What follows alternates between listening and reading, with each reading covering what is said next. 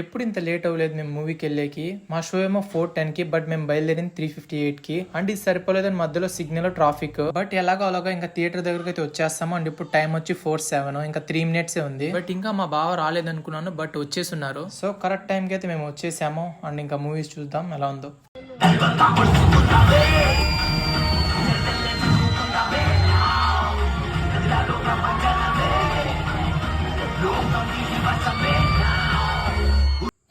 So guys ఇప్పుడే movie చూసి అయితే వస్తున్నాను. అండ్ ఫస్ట్ ఆఫ్ ఆల్ నేనైతే నాగార్జున గురించి మాట్లాడదాం అనుకుంటున్నాను. నిజంగా విలన్ క్యారెక్టర్ చాలా కూల్గా ఉంది. నాకు పర్సనలీ చాలా బాగా నచ్చింది అది.